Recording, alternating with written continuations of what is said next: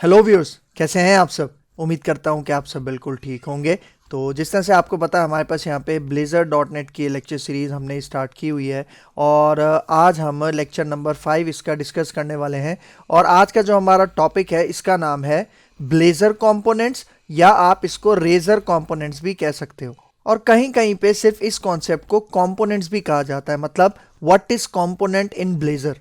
तो भाई बहुत ज़्यादा इंपॉर्टेंट कॉन्सेप्ट है। मतलब जब भी आप ब्लेज़र को यूज़ करके कोई भी आप प्रोजेक्ट बनाते हो तो उसके अंदर ये जो कंपोनेंट्स हैं, ठीक है, जिसको मैं ब्लेज़र कंपोनेंट कह रहा हूँ, रेजर कंपोनेंट कह रहा हूँ, ये लाजमी इंप्लीमेंट किए जाते हैं। तो ये क्या होते हैं, किस तरह से इसको यूज़ करते हैं, अगर आप चाहते हो कि इसको कंप्लीट सीखना चाह रहे हो तो मेरी वीडियो को आपने मेक श्योर करना है कि एंड तक वॉच करना है। तो वीडियो को स्टार्ट करने से पहले एक छोटी सी रिक्वेस्ट कि अगर आप मेरे चैनल पे फर्स्ट टाइम आए हो और अभी तक आपने मेरा चैनल सब्सक्राइब नहीं किया तो चैनल भी सब्सक्राइब कर लो। इसके साथ साथ बेल का आइकन भी प्रेस कर लो, क्योंकि और भी बहुत सारी वीडियोस इस लेक्चर सीरीज के अंदर आने वाली हैं। तो मैं हूं आपका सर मोहम्मद आदिल और अब हम अपना लेक्चर स्टार्ट करते हैं।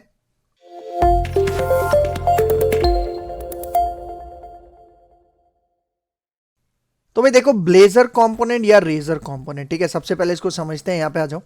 देखो क्या कह रहा है, व्हाट इज ब्लेजर कंपोनेंट। ठीक है, ब्लेजर कंपोनेंट, रेजर कंपोनेंट होता क्या है। ठीक है, तो यहाँ पे देखो इसका पहला point, a Blazor component is a reusable UI unit written using Razor syntax dot Razor file. मतलब देखो भाई यहाँ पे क्या कह रहा है कि ब्लेजर कंपोनेंट बेसिकली है क्या, एक रीयूजेबल यूआई यूनिट है। मतलब एक ऐसा यूनिट है किसका, यूआई का, मतलब यूजर इंटरफेस। हम यूजर इंटरफेस बनाते हैं ना अपनी किसी भी वेबसाइट का, वेब पेज का, ठीक है, तो उसी यूजर इंटरफेस का एक यूनिट होता है, लेकिन ये रीयूजेबल होता है। मतलब फॉर एग्जांपल मैंने एक पोर्शन बनाया, ठीक है, एक पार्ट बनाया जो कि मैं अपने वेब पेज पे, वेबसाइट पे बार बार रीयूज करना चाहता हूं, तो उसको मैं बेसिकली यहां पे कह रहा हूं ब्लेजर कंपोनेंट, या फिर आप इसको रेजर कंपोनेंट भी कह सकते हो।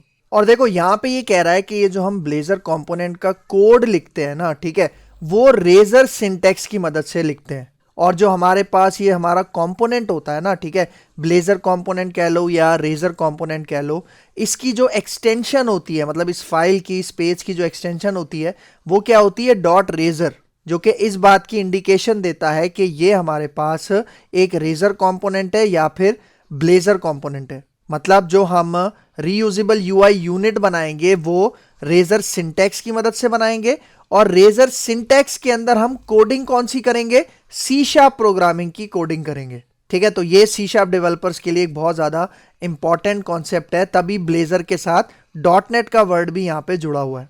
तो अब यहाँ पे देखो नेक्स्ट पॉइंट, इट कंबाइंस, मतलब ये जो ब्लेजर कंपोनेंट होता है, ठीक है, ये किन किन चीजों से मिलके बनता है। ठीक है, तो यहाँ पे देखो HTML मतलब UI, यूजर इंटरफेस के लिए, ठीक है, HTML के अंदर बहुत सारे टैग्स होते हैं, ठीक है, जिनको यूज करके हम अपना वेब पेज का जो UI होता है वो बिल्ड करते हैं। ठीक है, इसके साथ साथ सी शार्प, मतलब अगर हमें सी शार्प प्रोग्रामिंग को यूज करके अपना UI बिल्ड करना है तो उसके लिए हम यहाँ पे सी शार्प यूज करते हैं। मतलब लॉजिक वाइज अगर हमें कोई लॉजिक लगा के कोई UI डेवलप करना है, यूजर इंटरफेस बनाना है, तो उसके लिए हम सी शार्प का कोड भी लिखते हैं इसी ब्लेजर कंपोनेंट के अंदर। मतलब एक चीज हो गई HTML मतलब UI, फिर दूसरा हो गया सी शार्प लॉजिक के लिए, और इसके साथ साथ हम यहाँ पे CSS भी यूज कर सकते हैं, लेकिन वो ऑप्शनल है। लेकिन भाई आपको पता है CSS के बगैर तो खूबसूरती नहीं आएगी, इसलिए आप समझ लो कि ये तीन चीजें हैं जिनसे मिलके हमारा एक ब्लेजर कंपोनेंट तैयार होता है।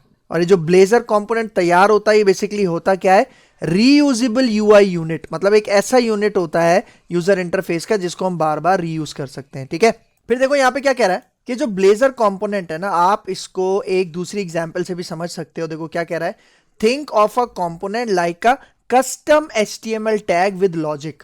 मतलब भाई देखो हमें पता है जो अभी हमने HTML के अंदर टैग्स पढ़े हैं वो सारे बिल्ट इन टैग्स हैं, ठीक है, लेकिन यहाँ पे कंपोनेंट को आप इस तरह से समझ सकते हो कि ये एक कस्टम HTML का एक टैग है, मतलब एक कस्टमाइज्ड HTML टैग है जिसके साथ हमने सी शार्प की लॉजिक भी यूज की हुई है। तो ये बेसिकली होता है हमारे पास ब्लेजर का कंपोनेंट। ठीक है, फिर आगे आ जाओ। देखो अब मैं एक डायग्राम से आपको ये सारी चीजें समझाना चाह रहा हूं ताकि आपके माइंड में बैठ जाए। ठीक है, देखो ब्लेजर कंपोनेंट होता क्या है, ब्लेजर कंपोनेंट बेसिकली आपका एक रेजर पेज होता है। रेजर पेज मैंने क्या बताया, जिसके अंदर हम रेजर सिंटैक्स यूज करते हैं। और रेजर सिंटैक्स मतलब, सिंटैक्स का क्या मतलब होता है, लिखने का तरीका, वे ऑफ राइटिंग प्रोग्रामिंग। ठीक है। तो जो रेजर सिंटैक्स है इसके अंदर हम सी शार्प का कोड इंप्लीमेंट करते हैं, ठीक है। तो तभी ब्लेजर कंपोनेंट को रेजर पेज भी कहा जाता है, ठीक है। तो देखो फॉर एग्जांपल मैंने एक रेजर पेज बनाया, उसका मैंने नाम क्या रखा, होम डॉट रेजर, क्योंकि मैंने बताया था जो कंपोनेंट है रेजर का या ब्लेजर का, उसकी एक्सटेंशन क्या होती है, डॉट रेजर, ठीक है। अब ये जो रेजर पेज है ये ही क्या कहलाएगा हमारे पास, ब्लेजर का कंपोनेंट या फिर रेजर कंपोनेंट आप इसको कह सकते हो। और फिर मैंने क्या बताया कि जो रेजर पेज है वो 3 चीजों से मिलके बनता है, ठीक है। HTML, सी शार्प कोड या फिर आपकी CSS स्टाइलिंग, ठीक है। इन तीनों चीजों को यूज करके हम क्या करते हैं, अपना एक ब्लेजर का कंपोनेंट तैयार करते हैं, मतलब रेजर पेज तैयार करते हैं। और मैंने बताया था रेजर पेज के अंदर हमारे पास रेजर सिंटैक्स होता है, ठीक है। और रेजर सिंटैक्स की एक निशानी है, और वो क्या है, वो निशानी बेसिकली एक सिंबल है जिसको हम कहते हैं @ मतलब @ जब भी आपको आपके रेजर फाइल के अंदर कंपोनेंट पेज के अंदर देखने को मिलेगा तो समझ जाओ कि उसके अंदर हम कौन सा कोड लिखेंगे, सी शार्प का कोड लिखेंगे। तो यही वजह है, मैंने आपको इंट्रोडक्शन में ही बताया था कि हम जावास्क्रिप्ट का कोड नहीं करेंगे बल्कि अपनी लॉजिक्स वगैरह के लिए सी शार्प का कोड लिखेंगे। और कहां पे लिखेंगे, रेजर सिंटैक्स के अंदर, मतलब @ सिंबल आपको देखने को मिलेगा, अभी मैं प्रैक्टिकल करके दिखाऊंगा, तो उसके अंदर आपको सी शार्प का कोड लिखना है, ठीक है। तो प्रैक्टिकल करता हूं अभी, तो ये भी बताता हूं कि HTML का कोड हम कहां पे करेंगे, सी शार्प का कोड हम कहां पे करेंगे, ये सारी चीजें क्लियर हो जाएंगी, ठीक है। फिर आगे आ जाओ। अब देखो कंपोनेंट्स की एग्जाम्पल्स क्या क्या हो सकती हैं, मतलब किन चीजों को बनाने के लिए हम कंपोनेंट्स का यूज करते हैं, ठीक है। फॉर एग्जांपल मुझे अपने वेब पेज का एक हेडर बनाना है, ठीक है। हेडर जिसके अंदर मैं नेविगेशन बार वगैरह भी बना सकता हूं, कोई लॉजिक वगैरह अगर लगाना चाहूं वो भी सी शार्प की मदद से मैं बना सकता हूं, ठीक है। तो हेडर कंपोनेंट आपको पता है, हेडर जो होता है हमारी वेबसाइट का, हेडर हो गया, फूटर हो गया, ठीक है, ये बार बार रीयूज होती हैं हमारे मल्टीपल पेजेस पे। तो अगर मैं उसका एक कंपोनेंट तैयार करके रख लूं तो मैं उसको बार बार अपने डिफरेंट पेजेस के अंदर यूज कर सकता हूं, ठीक है। तो ये इसके लिए मैं एक कंपोनेंट बना सकता हूं हेडर के लिए। फिर उसके बाद लॉगिन फॉर्म, भाई लॉगिन फॉर्म भी हो सकता है, साइन अप फॉर्म भी हो सकता है, ये बार बार रीयूज हो सकते हैं, ठीक है। तो फॉर एग्जाम्पल मैं चाह रहा हूं कि भाई मुझे अपने कुछ वेब पेजेस के अंदर लॉगिन फॉर्म बार बार रीयूज करना है, ठीक है। तो लॉगिन फॉर्म का कंपोनेंट मैं एक दफा बनाऊंगा, उसको मैं बार बार रीयूज कर सकता हूं, ठीक है, जहां मेरा दिल चाहेगा, ठीक है। फिर इसी तरह काउंटर, किसी बटन पे क्लिक करते हैं तो 1 इंक्रीमेंट होता है या डिक्रीमेंट होता है, ठीक है। तो इस तरह का काउंटर अगर आपको बताना है उसके लिए भी कंपोनेंट हो सकता है। Student list, for example database से आप किसी भी मतलब कोई भी आपके पास हो सकती है एंटिटी, स्टूडेंट हो, एम्प्लॉयज हो, आपके पास कस्टमर्स हो, क्लाइंट्स हो, ठीक है, उनका डेटा डेटाबेस में रखा हुआ है। आप एक ऐसा कंपोनेंट बना रहे हो जिसके अंदर आप डेटाबेस से वो डेटा फेच कर रहे हो, जिस तरह स्टूडेंट्स का डेटा आप लिस्ट की फॉर्म में फेच कर रहे हो, और अब वही डेटा आपको अलग अलग जगहों पे बार बार रीयूज करना है, तो उसके लिए भी आप कंपोनेंट बना सकते हो, ठीक है। और भी बेशुमार एग्जांपल्स हैं जिनके लिए आप ये कंपोनेंट्स का कॉन्सेप्ट यूज कर सकते हो, ठीक है। अब आगे आ जाओ, structure of a Blazor component, ठीक है, मतलब जो हम ब्लेजर कंपोनेंट अभी बनाएंगे उसका स्ट्रक्चर क्या होगा, मतलब कहाँ पे HTML की कोडिंग लिखी जाएगी, कहाँ पे सी शार्प की कोडिंग लिखी जाएगी, तो वो मैं आपको थोड़ा सा यहाँ पे दिखाना चाह रहा हूँ, ठीक है। तो देखो फॉर एग्जांपल मैं अभी एक कंपोनेंट बनाऊंगा जिसका मैं नाम रखूंगा माय कंपोनेंट, ठीक है। और कंपोनेंट है तो डॉट रेजर एक्सटेंशन लग जाएगी। तो उसका स्ट्रक्चर कुछ इस तरह से होगा, ये देखो, मतलब देखो मैंने एक रेजर कंपोनेंट बनाया, उसके अंदर मैंने 2 टैग्स यूज किए, एक H3 का टैग यूज किया, एक P का टैग मैंने यहाँ पे यूज किया। तो इसके साथ साथ अगर मुझे सी शार्प का कोड लिखना है तो देखो हमारे पास @ कोड करके एक ब्लॉक होता है, मतलब जब भी हम रेजर कंपोनेंट बनाएंगे तो इस तरह का एक ब्लॉक हमारे पास बिल्ट इन हमें मिल जाएगा। तो उसके अंदर, उस ब्लॉक के अंदर हम अपना सी शार्प का कोड लिखेंगे, सी शार्प की लॉजिक लिखेंगे। जिस तरह मैंने सी शार्प का ये जो कोड है, @ कोड वाला ब्लॉक है, इसके अंदर मैंने कोई वेरिएबल बनाया और उस वेरिएबल को मैं अपने टैग के अंदर कॉल कर सकता हूं, ठीक है। तो इस तरह का काम हम यहाँ पे अपने ब्लेजर कंपोनेंट के अंदर कर सकते हैं, ठीक है। तो इसकी मैं आपको एक एग्जांपल करके दिखाता हूं। तो अपने विजुअल स्टूडियो में चलते हैं, ठीक है। देखो लास्ट क्लास के अंदर हमने जब फोल्डर स्ट्रक्चर, डायरेक्टरी स्ट्रक्चर हम पढ़ रहे थे, तो मैंने एक ये प्रोजेक्ट क्रिएट किया था, माय फर्स्ट ब्लेजर ऐप, ठीक है, जिसके अंदर मैंने पूरा स्ट्रक्चर आपको यहाँ पे समझाया था, डायरेक्टरी स्ट्रक्चर। आप हमारे प्रीवियस लेक्चर देख सकते हो। तो अब इसी के अंदर मैं क्या करता हूँ, एक न्यू कंपोनेंट बनाता हूँ और उस कंपोनेंट के अंदर ये जो भी हमारा ब्लेजर कंपोनेंट वाला काम होता है, सी शार्प का जो भी हम कोड स्ट्रक्चर लिखते हैं, वो मैं आपको समझाता हूँ, ठीक है। तो देखो भाई, देखो हमारे पास जितने भी कंपोनेंट्स होते हैं वो बनते कहाँ पर हैं, पहले तो इसको समझो। ये देखो हमारे पास ये कंपोनेंट्स का फोल्डर था, ठीक है, इस फोल्डर को आपने एक्सपेंड करना है और इसके अंदर आपको देखो एक पेजेस का फोल्डर देखने को मिलेगा। ठीक है, मैं इसको भी एक्सपेंड करता हूं तो देखो इसके अंदर ये 4 कंपोनेंट्स हमारे पास पहले से बने हुए हैं, काउंटर, एरर, होम और वेदर। इनका आउटपुट भी मैंने आपको प्रीवियस लेक्चर में दिखाया था अपने ब्राउजर में। तो जब भी आपको कोई कंपोनेंट बनाना है ना, रीयूजेबल यूआई यूनिट बनाना है, तो वो आपने इस पेजेस के फोल्डर के अंदर बनाना है। ठीक है, तो सबसे पहले मैं एक कंपोनेंट बनाता हूं, राइट क्लिक करता हूं पेजेस के फोल्डर में, ऐड पे चलते हैं और यहां पे देखो आपको नजर आ रहा होगा रेजर कंपोनेंट। ठीक है, आपने सिलेक्ट करना है और फिर यहाँ पे आपने अपने ब्लेजर का जो कंपोनेंट है उसका नाम रखना है। ठीक है, देखो यहाँ से रेजर कंपोनेंट सेलेक्ट होना चाहिए और यहाँ पे देखो नीचे आप कोई भी नाम रख सकते हो। मैं यहाँ पे अभी इसका नाम रख रहा हूँ माई कंपोनेंट। ठीक है, डॉट रेजर ऑटोमेटिक लग जाएगा। यहाँ पे ऐड के ऊपर क्लिक करते हैं तो ये देखो ये हमारा माई कंपोनेंट डॉट रेजर के नाम से कंपोनेंट बन चुका है। और देखो इसके अंदर ये जो कोड का एक ब्लॉक है, इसके अंदर हम क्या करेंगे, इसके अंदर हम अपने सी शार्प का कोड लिखेंगे। तो देखो बेसिकली इसी को मैं यहाँ पे कह रहा हूं रेजर सिंटैक्स। और इसके आउटसाइड में देखो यहाँ पे HTML का कोड लिखा हुआ है। तो इसका मतलब अगर सी शार्प का कोड लिखना है तो इस कोड ब्लॉक के अंदर लिखना है और अगर HTML का कोड लिखना है तो इसके बाहर लिखना है। देख रहे हो? तो यहाँ पे देखो मैं एक छोटी सी एग्जाम्पल लेता हूँ। मैं यहाँ पे एक वेरिएबल बनाता हूँ। ठीक है, वेरिएबल आप सबको आता होगा सी शार्प के अंदर। ठीक है, स्ट्रिंग टाइप का वेरिएबल बना रहा हूँ। ठीक है, और इसके अंदर मैं अपना नाम यहाँ पे स्टोर कर देता हूँ आदिल। और यहाँ पे उसी तरह सी शार्प के अंदर जो सेमीकोलन से हम अपनी जो स्टेटमेंट है उसको टर्मिनेट करते हैं। ठीक है, तो देखो अब इस वेरिएबल को, ठीक है, ये वेरिएबल बेसिकली क्या है, सी शार्प का एक कोड है। तो अब मैं इसको यूज करता हूँ यहाँ पे एक अपने HTML के टैग के अंदर। ठीक है, तो देखो H2 का टैग मैंने यहाँ पे बनाया और यहाँ पे फॉर एग्जाम्पल मैं कहता हूँ माई नेम इज, और इसके बाद अब मुझे इस वेरिएबल को कॉल करना है। तो कॉल करने के लिए मैं क्या करूंगा, @ का सिंबल यूज करूंगा और उसके बाद अपने वेरिएबल का नाम यहाँ पे मैं कॉल कर लूंगा। देखो आपको यहाँ पे भी दिखा रहा है। ठीक है, एंटर कर लो सिंपल, ये यहाँ पे आपके पास आ जाएगा। तो ये जो @ नेम है ये किसको कॉल कर रहा है, हमारे इस वेरिएबल को कॉल कर रहा है जिसका मैंने नाम क्या रखा था, नेम। और इसके अंदर भी क्या है, आदिल है, तो इसका मतलब आदिल यहाँ पे H2 में प्रिंट हो जाएगा। ठीक है, तो देखो अभी अगर मैं यहाँ पे इसको सेव करूं, ठीक है, और यहाँ पे आके मैं इसको रन करता हूं तो आप रिजल्ट देखना। तो भाई यहाँ पे देखो हमारी एप्लीकेशन रन हो चुकी है। लेकिन आप एक चीज नोटिस करो, जब भी हम अपनी एप्लीकेशन को रन करते हैं तो समझ लो ये होम पेज जो बाय डिफॉल्ट हमारी एप्लीकेशन हमें डिस्प्ले करवा रही है वही पेज हमें शो हो रहा है। लेकिन भाई मुझे तो अभी जो मैंने अपना माई कंपोनेंट बनाया था मुझे तो वो डिस्प्ले करवाना था यहाँ पे, मतलब वो मैं व्यू करना चाह रहा हूँ। तो वो मैं व्यू कैसे करूंगा, मतलब यहाँ पे देखो URL में अभी हमारे पास ये होम पेज डिस्प्ले हो रहा है। ठीक है, मतलब इस URL के अगेंस्ट में हमारे पास ये होम पेज डिस्प्ले हो रहा है। तो भाई माई कंपोनेंट जो मैंने अभी बनाया था ब्लेजर कंपोनेंट, उसका तो मैंने URL कहीं भी डिफाइन नहीं किया, जिसकी वजह से हमारी एप्लीकेशन ये समझ पाए कि मैं माई कंपोनेंट वाला जो ब्लेजर कंपोनेंट है मैं उसको कॉल करना चाह रहा हूं। तो उसके लिए यहां पे हमें एक काम करना पड़ेगा। ठीक है, बहुत ज्यादा इंपॉर्टेंट। देखो मैं अपनी एप्लीकेशन को यहां से स्टॉप करता हूं।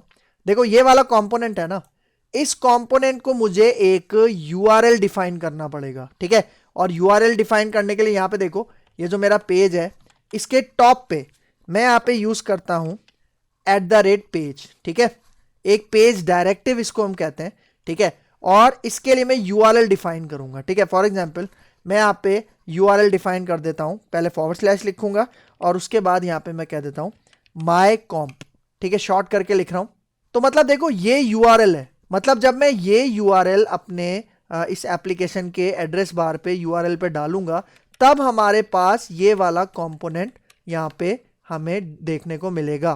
क्योंकि अभी मैंने इस कंपोनेंट को किसी URL के साथ बाउंड ही नहीं किया, मतलब इसका मैंने राउट ही डिफाइन नहीं किया। तो यहाँ पे देखो मैंने इसका ही राउट बना लिया। तो URL पे अब मैं जब ये एंटर करूंगा ना माई कंपोनेंट, तब मुझे मेरे इस कंपोनेंट का रिजल्ट मुझे डिस्प्ले हो जाएगा। ठीक है, तो देखो अब दोबारा से यहाँ पे आके मैं इसको रन करता हूँ, अब रिजल्ट देखना। ठीक है, देखो हमारी एप्लीकेशन रन हो चुकी है और दोबारा वही जो होम पेज था वो हमें यहाँ पे शो हो रहा है। तो देखो अब मुझे URL पे यहाँ पे क्या लिखना है, पहले / और फिर माई कॉम्प।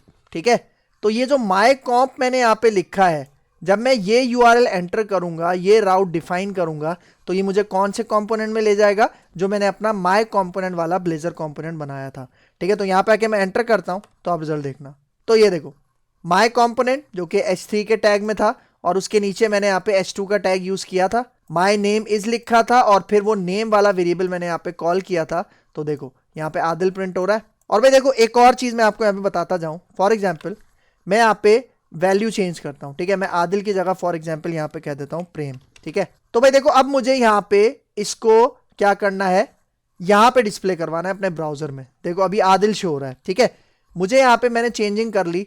अब मैं चाह रहा हूँ मैं अपना प्रोग्राम यहाँ पे स्टॉप नहीं करना चाह रहा, मतलब मैं चाह रहा हूँ मेरा ये प्रोग्राम स्टॉप किए बगैर मैं इसको अपने ब्राउजर पे रीलोड कर लूँ, ठीक है। तो उसके लिए हमारे पास एक बहुत ज़्यादा इंपॉर्टेंट एक फीचर है विजुअल स्टूडियो के अंदर जिसको हम कहते हैं हॉट रीलोड, ठीक है। तो यहाँ पे देखो ये आपको हॉट रीलोड नजर आ रहा है, अल्ट F10 इसकी शॉर्टकट की है, ठीक है। रेड कलर का ये आइकन है। मैं जैसे ही इसके ऊपर क्लिक करता हूँ, ठीक है, तो आप इसका रिजल्ट देखना, ठीक है। मैं यहाँ पे इसको मैंने हॉट रीलोड किया और अब मैं यहाँ पे चलता हूँ तो ये देखो प्रेम आ गया, पहले आदिल था तो अब यहाँ पे क्या आ गया है, प्रेम आ गया है। तो इस तरह से आप हॉट रीलोड करके भी चेंजिंग्स वगैरह यहाँ पे सेट कर सकते हो, ठीक है। तो अब मैं इसको स्टॉप करता हूँ और अब मैं यहाँ पे एक और वेरिएबल बनाता हूँ। पहले मैंने स्ट्रिंग वेरिएबल बनाया था, अब मैं यहाँ पे इंटीजर टाइप का वेरिएबल बनाता हूँ और इसके अंदर फॉर एग्जांपल मैं अपनी एज एंटर कर देता हूँ 32, ठीक है। और यहाँ पे मैं एक और h2 बनाता हूँ, ठीक है। और यहाँ पे कहता हूँ आई एम, ये वेरिएबल कॉल करता हूँ एज वाला @age और यहाँ पे मैं कहता हूँ ईयर्स ओल्ड, ठीक है। तो यहाँ पे देखो हमें h2 के अंदर डेटा किस तरह से डिस्प्ले होगा, आई एम 32 ईयर्स ओल्ड, ठीक है। और ये एज में यहाँ पे कॉल कर रहा हूँ, मतलब ये वाला वेरिएबल कॉल कर रहा हूँ, तो 32 यहाँ पे हमें प्रिंट हो जाएगा, ठीक है। तो देखो इसको रन करते हैं एक दफ़ा फिर, ठीक है। देखो एप्लीकेशन रन हो गई। दोबारा से हमें यहाँ पे इसका राउट देना पड़ेगा, मतलब URL जो हमने रखा था माई कॉम्पोनेंट, ठीक है। यहाँ पे आके एंटर करते हैं तो ये देखो माई नेम इज प्रेम और यहाँ पे देखो क्या आ रहा है, आई एम 32 ईयर्स ओल्ड, ठीक हो गया, ठीक है। तो ये होता है इसका यहाँ पे स्ट्रक्चर, ठीक है, कि C# का कोड आप यहाँ पे लिखोगे रेजर सिंटैक्स में और इस तरह से आप उसको कॉल कर सकते हो अपने HTML के अंदर, ठीक है। फिर आगे आ जाओ, ठीक है। तो ये तो हो गया स्ट्रक्चर हमारे ब्लेजर कंपोनेंट का। फिर आगे आ जाओ। अब देखो रेजर सिंटैक्स के बारे में अभी मैंने आपको बताया। देखो क्या कह रहा है, in Razor syntax Blazor you can write most commonly use C# code but in a controlled UI focused way. अब इसका क्या मतलब है भाई, देखो यहाँ पे कह रहा है कि जो हम रेजर सिंटैक्स के अंदर मतलब ब्लेजर कंपोनेंट के अंदर जो C# का कोड लिखते हैं ना, वो कोड होता कौन सा है। भाई देखो यहाँ पे कह रहा है जो मोस्ट कॉमनली यूज होता है ना C# का, वो कोड हम लिखते हैं अपने रेजर सिंटैक्स के अंदर। और वो जो कोड होता है ना C# का, वो स्पेसिफिक होता है। किसके स्पेसिफिक होता है, देखो UI, मतलब हम C# का ऐसा कोड लिखते हैं जिसकी मदद से हम अपने वेब पेज का यूजर इंटरफेस क्रिएट करते हैं। मतलब हम सिर्फ वही C# का कोड यूज कर सकते हैं जो कि UI क्रिएट करने में हमारी मदद देगा। लेकिन आपको पता है C# बहुत ज्यादा एडवांस लैंग्वेज है, उसके अंदर बहुत सारी चीजें हैं, तो वो C# का सारा कोड मैं अपने इस रेजर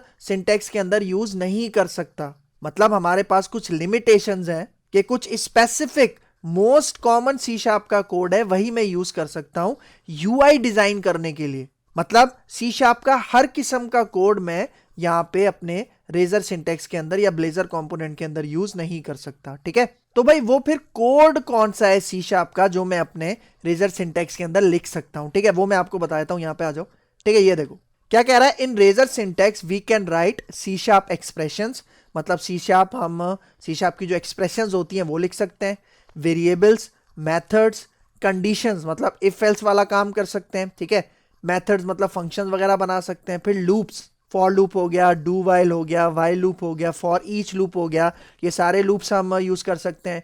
फिर इवेंट हैंडलर्स, मतलब हम UI के अंदर कोई बटन बनाते हैं, उस बटन पे क्लिक करेंगे तो एक इवेंट हैंडलर कॉल हो जाएगा हमारे वहीं C# के कोड से, तो वो भी हम बना सकते हैं।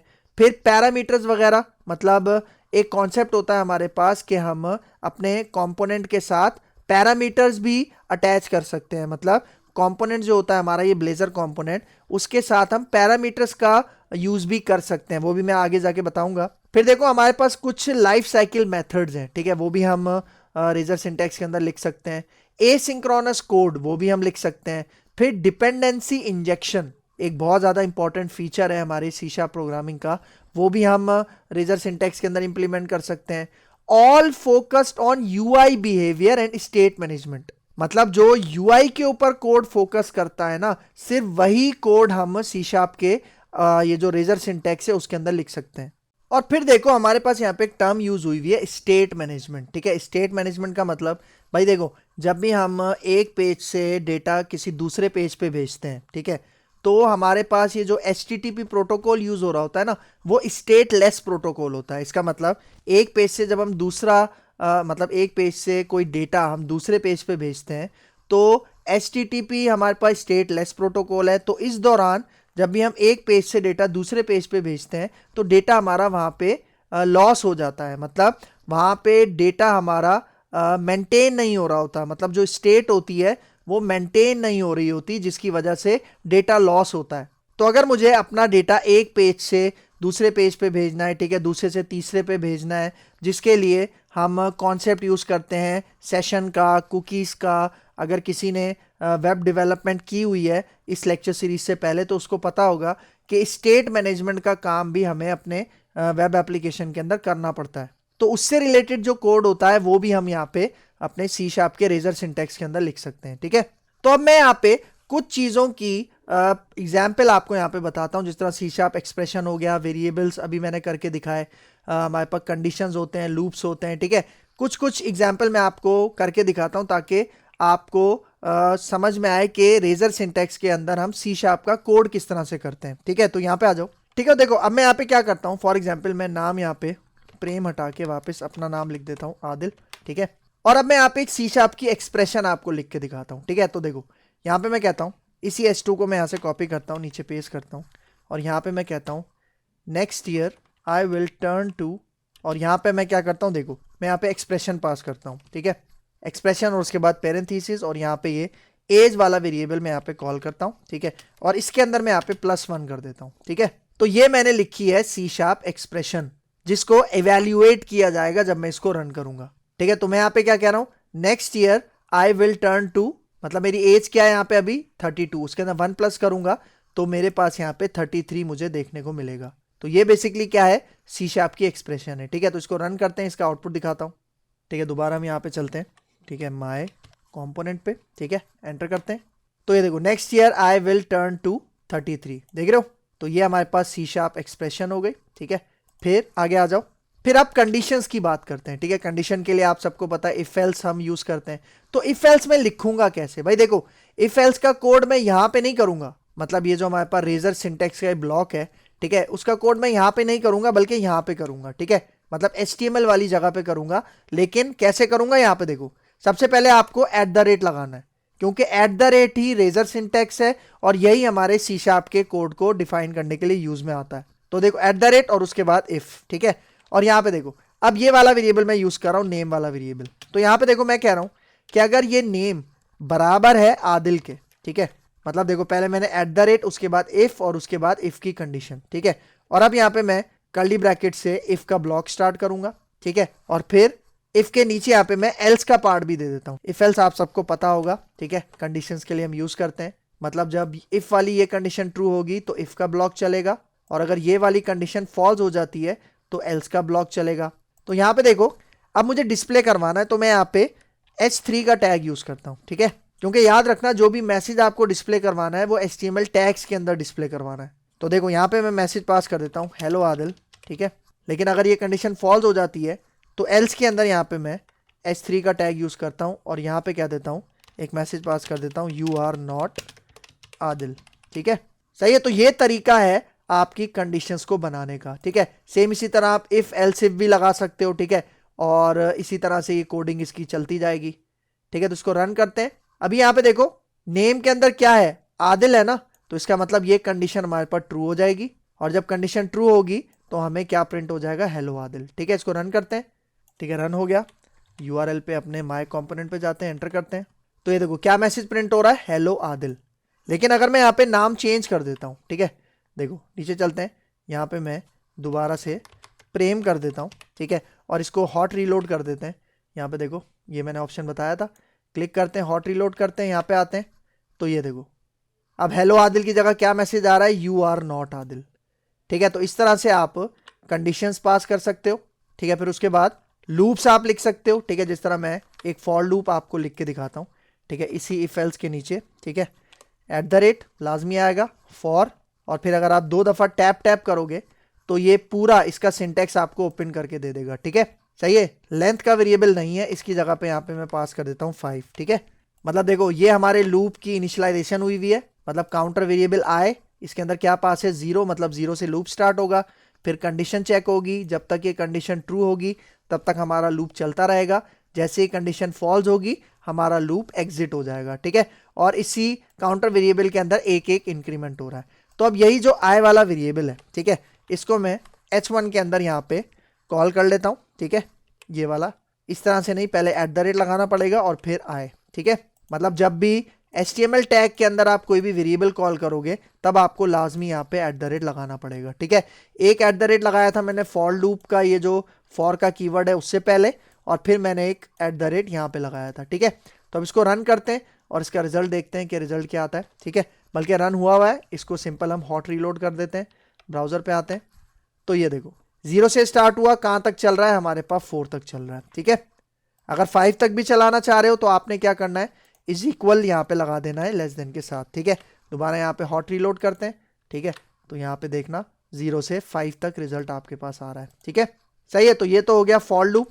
हमारे पास आप चाहो तो वाइल लूप भी यूज कर सकते हो, डू वाइल भी यूज कर सकते हो, लेकिन बस एक बात का ख्याल रखना है कि @ लाजमी आएगा, ठीक है। उसके बाद हम यहाँ पे फॉर ईच लूप भी यूज कर सकते हैं, ठीक है। तो फॉर ईच लूप के लिए देखो मैं क्या करता हूँ, यहाँ पे अपने C# कोड के अंदर, मतलब रेजर सिंटैक्स के अंदर एक मैं स्ट्रिंग टाइप का एरे बनाता हूँ, ठीक है। स्ट्रिंग टाइप का एरे बनाता हूँ और इसका मैं नाम रख देता हूँ यहाँ पे स्पोर्ट्स, ठीक है। और कर्ली ब्रैकेट इस तरह से हम एरे बनाएंगे और मैं कुछ स्पोर्ट्स के नेम्स देता हूँ, ठीक है। फॉर एग्जांपल मैं यहाँ पे देता हूँ क्रिकेट, ठीक है। आफ्टर दैट यहाँ पे देता हूँ फुटबॉल, ठीक है। और last but not the least यहाँ पे मैं कहता हूँ हॉकी, ठीक है।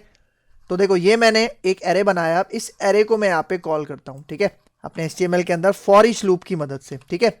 मतलब यहाँ पे देखो मैं क्या कर रहा हूँ, मैं C# का वो कोड यूज कर रहा हूँ जिसकी मदद से मैं अपना UI जनरेट कर रहा हूँ, यूजर इंटरफेस बना रहा हूँ। तो इसलिए C# के जो रेजर सिंटैक्स है इसके अंदर आप C# का सारा कोड नहीं लिख सकते, स्पेसिफिकली ऐसा कोड लिख सकते हो जो कि UI जनरेशन में काम आता है, ठीक है। तो देखो यहाँ पे फॉर ईच आ गया, टैप करता हूँ और एक दफा फिर टैप करता हूँ, 2 दफा टैप करोगे तो देखो इसका पूरा सिंटैक्स ओपन हो गया। तो यहाँ पे देखो कलेक्शन की जगह मैं अपना ये वाला वेरिएबल जो मैंने बनाया ना एरे स्पोर्ट्स वाला, ठीक है, वो मैं इधर पास कर देता हूँ, ठीक है। तो अब 1 बाय 1 स्पोर्ट्स के अंदर जो भी आइटम्स हैं वो 1 बाय 1 यहाँ आइटम के वेरिएबल में जाएंगे, और यहाँ पे मैं ये आइटम का वेरिएबल यहाँ पे इस तरह से कॉल कर लेता हूँ, किसके अंदर, H2 के अंदर। तो @ आइटम वाला वेरिएबल मैं यहाँ पे कॉल कर लेता हूँ, ठीक है। तो 1 बाय 1 आइटम में आएंगे और H2 के अंदर प्रिंट होते जाएंगे। तो 3 हमारे पास स्पोर्ट्स हैं, तो इसका मतलब ये फॉर ईच लूप 3 दफा चलेगा, ठीक है। तो देखो यहाँ पे आके मुझे कुछ भी नहीं करना, सिंपल इसको हॉट रीलोड करना है क्योंकि प्रोग्राम हमारा ऑटोमेटिक रन हुआ हुआ है, ठीक है। देखो ये आ गया आपका फॉर ईच लूप जिसके अंदर क्रिकेट, फुटबॉल और हॉकी यहाँ पे हमारे पास प्रिंट हो रहे हैं।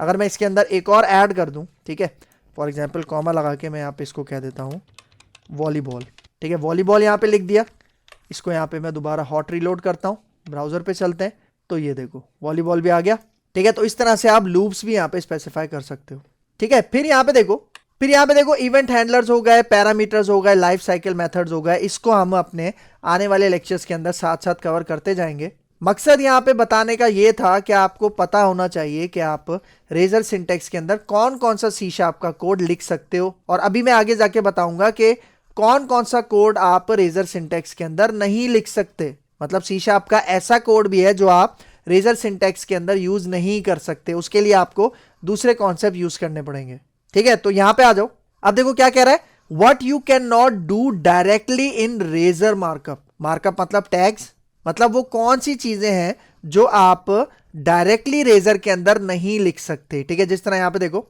डिफाइन नेम स्पेसेस, C# जिसने प्रोग्रामिंग लैंग्वेज पढ़ी हुई है उसको पता होगा कि हम C# के अंदर नेम स्पेसेस भी डिफाइन करते हैं।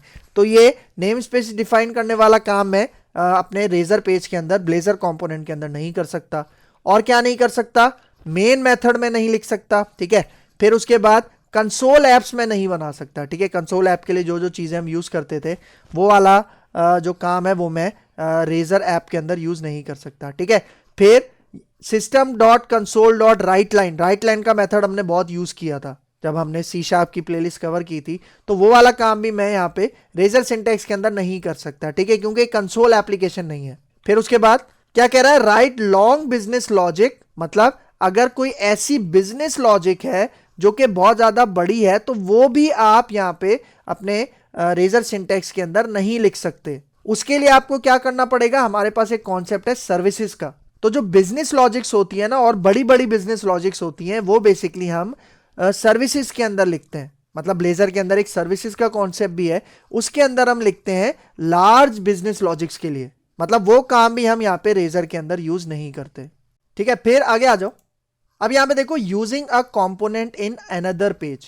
भाई देखो, अभी मैंने एक कंपोनेंट बनाया ना, जिसका मैंने नाम क्या रखा, माय कंपोनेंट।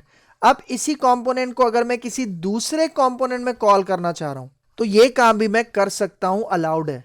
मतलब यहां पे देखो, अब basic component file, for example मैंने एक कंपोनेंट फाइल बनाई माय कंपोनेंट 2 के नाम से, ठीक है।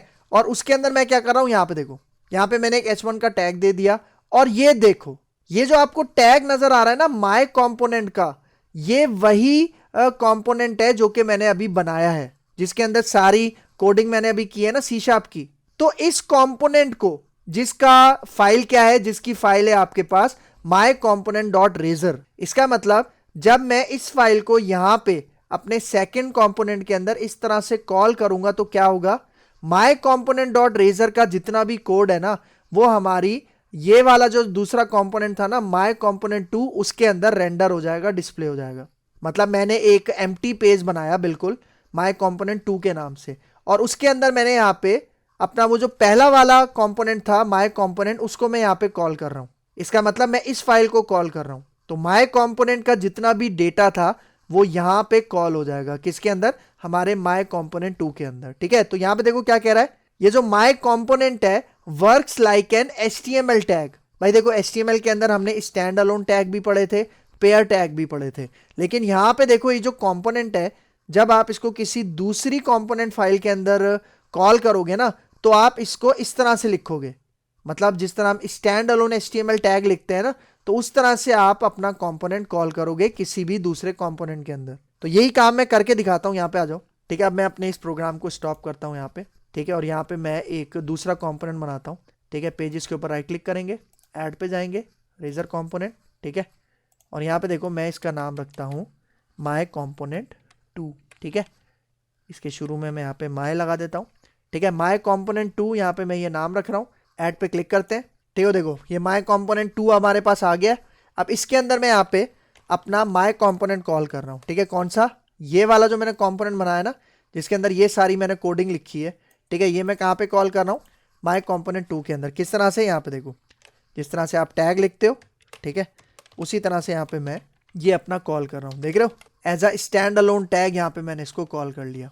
मतलब देखो ये माय कंपोनेंट 2 है, याद रखना, और ये अभी एम्प्टी है बिल्कुल। मैं जस्ट क्या कर रहा हूँ, इसके अंदर ये वाला जो माय कंपोनेंट था वो मैं यहाँ पे इस तरह से कॉल कर रहा हूँ। और भाई देखो, ये जो माय कंपोनेंट 2 है, इसका भी मुझे URL सेट करना पड़ेगा, मतलब राउट डिफाइन करना पड़ेगा। तो उसके लिए @पेज का ये जो डायरेक्टिव है, और उसके बाद यहाँ पे मैं इसको कहता हूँ, देखो माय कॉम्प 2।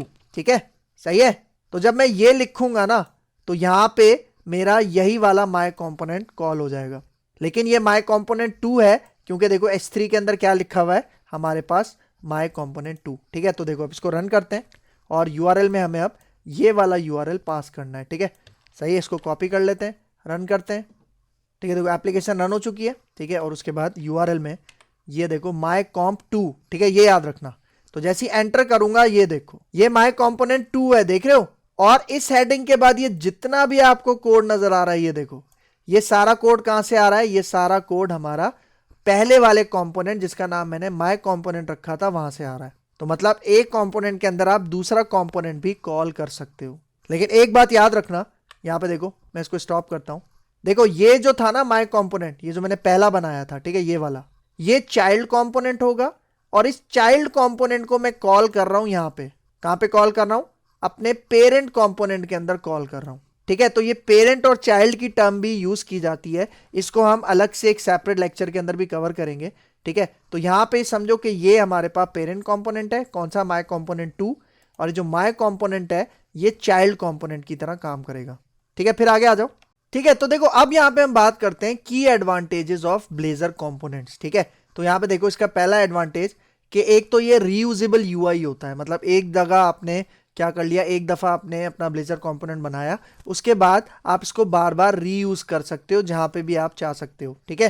फिर उसके बाद clean separation of logic and UI, मतलब कंपोनेंट के अंदर आपने देखा होगा कि जो हमारी लॉजिक है, जो सी शार्प का कोड है, वो एक सेपरेट ब्लॉक के अंदर रखा हुआ है, और बाकी जो हमारे पास यूआई की जो भी डेटा है, जो भी एचटीएमएल है, वो हमने अलग से लिखा हुआ है, ठीक है। सही है, तो ये क्लीन सेपरेशन है इसका एडवांटेज। उसके बाद देखो रिटेन इन सी शार्प, मतलब हम जो सी शार्प डेवलपर्स हैं, जो सी शार्प को अच्छे से सीख चुके हैं, वो उसी के ऊपर, मतलब उसी अपनी समझ लो नेटिव लैंग्वेज को यूज करके कोडिंग कर रहे हैं, ठीक है। मतलब इसके अंदर जावा स्क्रिप्ट की कोई भी रिक्वायरमेंट नहीं है। फिर देखो फास्ट यूआई अपडेट्स, मतलब जो भी डेटा आप इसके अंदर अपडेट करते हो, वो जो आपको उसका डिस्प्ले नजर आता है वो बहुत ज्यादा फास्ट होता है, उसका रिट्रीवल बहुत ज्यादा फास्ट होता है, ठीक है। फिर परफेक्ट फॉर एसपीए एप्लीकेशन, भाई देखो एसपीए का मतलब, एसपीए की फुल फॉर्म होती है सिंगल पेज एप्लीकेशन। तो भाई अगर आप ब्लेजर को यूज करके एसपीए एप्लीकेशन बनाना चाह रहे हो, सिंगल पेज एप्लीकेशन बनाना चाह रहे हो, तो उसके लिए ब्लेजर आपके पास परफेक्ट है, ठीक है। तो ये हो गए इसके एडवांटेजेस। अब अपने लेक्चर को वाइंड अप करते हैं, ठीक है। और वाइंड अप करने से पहले जो भी हमने कवर किया इस लेक्चर में, उसकी समरी मैं आपको बता देता हूं, खुलासा बता देता हूं। तो देखो ब्लेजर कंपोनेंट क्या होता है, देखो a Blazor component is a reusable UI element written in Razor syntax that combines HTML and C Sharp logic। मतलब आपसे इंटरव्यू में कोई पूछे कि भाई ब्लेजर कंपोनेंट क्या होता है, तो आप उसको बता सकते हो कि भाई ये एक रीयूजेबल यूजर इंटरफेस का एक एलिमेंट होता है, जो कि हम रेजर सिंटैक्स के अंदर लिखते हैं, और उसके अंदर हम क्या कर सकते हैं, मतलब ब्लेजर कंपोनेंट के अंदर HTML और C Sharp की लॉजिक को कंबाइन करके लिख सकते हैं। फिर देखो second point, components can accept parameters, handle events, maintain state and be reused across pages in blazor.net application। मतलब यहां पे कह रहा है कि जो कंपोनेंट्स होते हैं ना, वो पैरामीटर्स भी एक्सेप्ट कर सकते हैं, जिस तरह फंक्शन मेथड्स पैरामीटर एक्सेप्ट करते हैं ना, उसी तरह कंपोनेंट्स भी पैरामीटर्स एक्सेप्ट कर सकते हैं। इसको हम आने वाले लेक्चर्स के अंदर भी देखेंगे।